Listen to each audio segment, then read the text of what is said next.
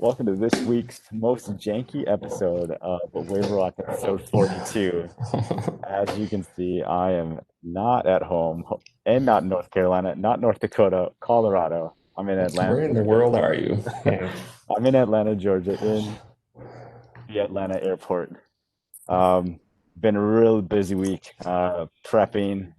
I do spend a little bit of time with Flytrex doing some drone delivery stuff. We had a big week. So, anyways, let's cut to the agenda for the week, and then we'll cut into our normal programming. So, Perfect. up on agenda, episode 42, we have 3 weeks of waiver totals. So, Jakey will hit us with our waiver totals that we've missed for the past 3 weeks.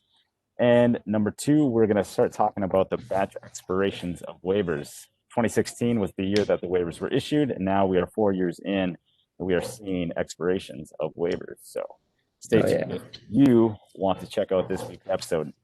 And there probably is going to be some good stuff here because why could there not be? I'm at an airport. There won't even be a cut. Yeah. We can't even cut it. So this is the cut to the episode, I don't let's see. Do I have something I can like flash in front of the screen? like a director. uh, Coming into an episode near you. Okay. There we go. Ready. This is our quick and dirty edit. No Premiere Pro, no Adobe Audition. We're going back to our roots. I think, Jakey, if we jump back to episode 1, we are using WebEx, right? Yeah, we've done it like twice, maybe. Yeah. Once over the holidays, Christmas holiday. I know we did it once. Yeah, Yeah. it's been a while. So we're bringing back the roots. So there's some nostalgia Oh here. yeah. But anyways, we don't have any graphics, so Jakey, hit us with the weekly waiver total. Yeah, we'll just get into it. So, we've been busy and we missed last week, Labor Day, and we didn't have any waivers the previous week because the FA just didn't update them. So we got a whole lot of waivers to cover here. So going back 3 weeks, the FA did finally update the table on September 1st. So they went 11 days without updating it, 2 weeks, which is don't know why, but Yeah. anyways, they did. So they went back. There was 17 waivers that they approved that week. Now going back 2 weeks ago, week of Labor Day, we had 34. It's a pretty good total there. At 29 night waivers, 2 ops over human beings, 1 BV loss, 1 clouds invisibility, and 1 ops over human beings and vehicles. Quick note on that one, State Farm. They use the Safe Air, Pair Zero Safe Air to get ops over moving vehicles. Which is rare. Very, very rare. They're the only ones to have gotten that. So I bet you because they have such a big insurance, they're probably self-insured and they have really big policies. So the FA was like, their actuaries probably threw them a bunch of numbers. The FA loves data, right? yeah. Yeah, I mean, So think about it. Actuary I don't versus know. FAA. It's MITRE versus, like for sure, State Farm can win that battle. Yeah. Well, and maybe they were able, I mean, they've been doing a lot of impact testing with the EB, right, through Virginia. That's kind of been their thing. So maybe they actually did some impact testing on vehicles for months, which really, I mean, if anybody was going to do it, it'd pretty much be them with, it's usually with MAP there, Virginia. So Right. I don't know. Maybe risk, maybe a little insurance, but either way, kind of cool. Quick note on that.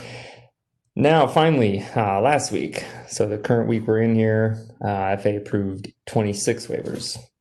So at least the numbers are up a little bit here lately. That was 25 night waivers, and Michael Hopmeyer got a renewal to his speed waiver. If you remember, like, I think 4 episodes ago, we covered that one. So basically like a BV last speed waiver. It's super cool. We'll put a link to our old episode to cover that one quick. I'm trying to type. 3 weeks. Oh, you pulled it up? Yeah, I was gonna pull it up, but you know what? That's okay. Yeah. I'm like the leaning. If anyone could see my setup here, I have like the leaning Tower of Pisa to get the laptop high. You are kind of moving that now that you say it. I can. Well, I have a Tupperware. Like shaking. I have a Tupperware for a desk. So Don't blame me. Every time I laugh, the computer will shake. So Well, should we let's get into let's expirations here? so All right. so back in 2016, August 29th, this is when Part 107 waivers started to begin getting approved. This was from the transitions of Section 333 and those requests. So finally have hit that 4-year cycle, which if you guys notice, when you get, oh, the Atlanta mayor is talking right now.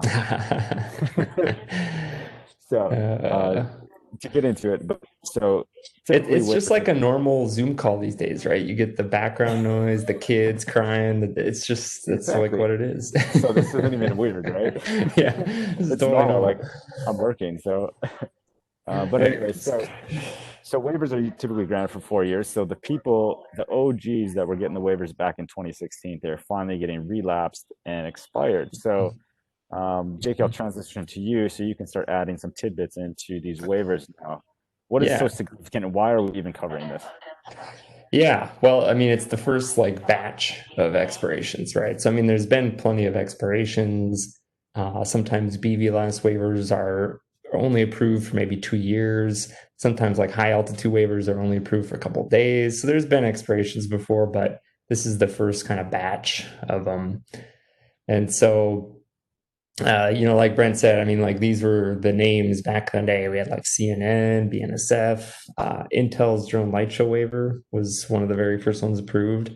I think CNN actually had number one, like literally 107W 2016 one. So that's kind of cool. Hey, didn't Um, didn't we have a waiver number one in 2020? we did. What happened to that Fortunately, one? got denied, but we were not so successful. But Yeah. yeah.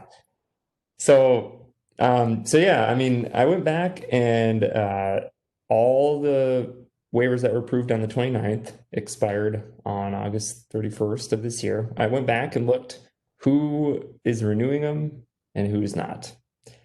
Mhm. And I think this is just going to be another monthly stat that we start giving out and kind of an indication on, health of the industry, maybe Yeah. longevity of certain companies.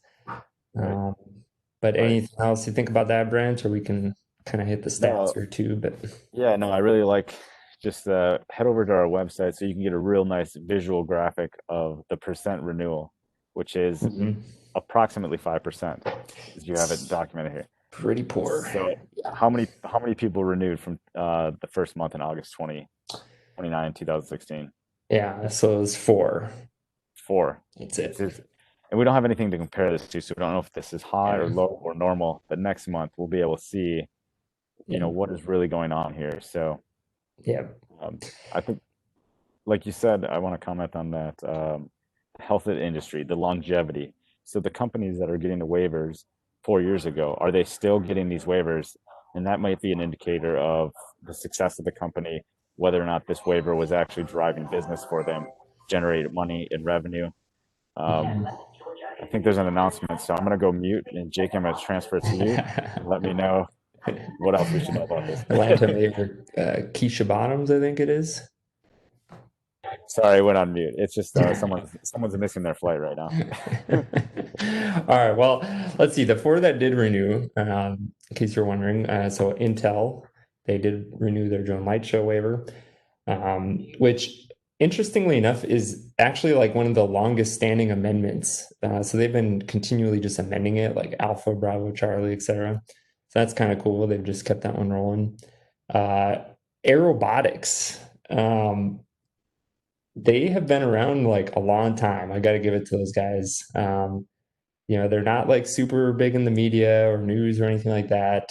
They are getting some things going with COVID. They got a couple waivers, but they've been around a long time, so that's kind of cool. And then the other two were just maybe like solo entrepreneurs, just kind of a individual name that they renewed their waivers for.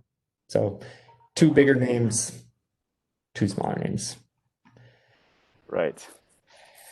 So I think, Maybe kill that one and hit our yeah, final we topic can't here. beat the dead horse there, but so Yeah. probably what's like why are we so busy right now as well? We got a lot of things going on, and it kind of has to go to this number 3 point, which actually was not in the agenda, which I did not talk about, which is the Florida Power and Light getting a TC going. Or, there's a little bit more that we have to dig in to find out what's actually going on, but we can make some strong Yeah. guesses here based on the news that they released. So Yeah. they have a TC program going. They filed it. And most likely it is with the Percepto aircraft. I haven't dug into this TC yet, but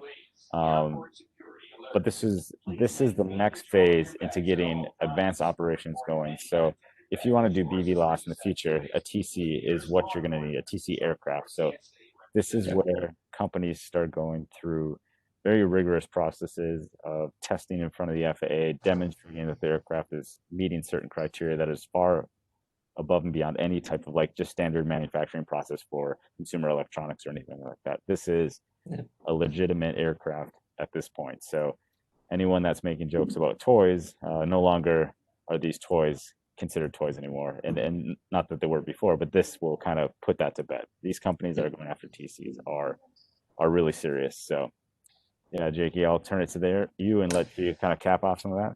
Yeah, no, I think that's a good guess. And I think I'm guessing so the waiver that FP&L got, by the way, was just kind of like a BV loss waiver, similar to the other Perceptor ones they've gotten. So I'm guessing this could be for that, maybe like the AED demonstration, because it's not a very long duration. So it Right. seems like the AED's been doing a lot of those demonstrations this summer, and The they little usually road come show. with a waiver. Yep. Yeah. Because you So have to, yeah, judging where Percepto wants to go with drone in a yeah. box, you can obviously see that they're going to want to have some waivers uh, to scale operations, right? Which means that in order to prove to the FAA that you can begin your TC, you need to actually demonstrate it right in front of them. So no smoke and mirrors here. This is the real deal. So, um, and interestingly enough, Percepto is Israeli as well, which is also Flytrex. Flytrex is also And pursuing a aerobautics. TC and in aeronautics. So it seems like the U.S. is behind in manufacturing TC aircraft, Yeah. and frankly, Israel is going to take the cake. I think in the future. I think there's just a lot of people watching what everyone else is doing around there, and they're really getting after it. Israel in general is good at hardware. They work very hard. They're very good pushing this out. Whereas like the United States typically will tend towards software. It's just much hardware is hard, software is easy, right? As they It's say. soft. Yeah. Yeah. So, anyways, I think we should keep an eye on these companies. And really, if you're watching this and you don't know what a TC is, type certification and production certificate, this process, you really need to start reading about this because this is where the industry is going, and it will dramatically change how we use UAS and what the FAA actually approves for us to do with our drones. So they're becoming real aircraft. The maturity cycle is coming through now. So the next 5 years is going to be completely different than the last five, for sure, hands down. Yeah. And the process is not very well released by the FAA yet, but definitely shoot us a message. We can definitely give you a high level of what that looks like, and just kind of give you an idea if it's something you should get going on, or maybe wait a little bit. Yeah, Right. we Right. can definitely help out. So I think that about wraps it up for this week's episode. It was probably fun and Super entertaining. short. Yeah. Yeah, keep it short. We're in the airport. Well, I'm in the airport. Jakey's locking down North Dakota. Home like always. All right. So until next week, hopefully we can get back in our normal flow, normal edits. But yeah, as always, take care. Fly safe.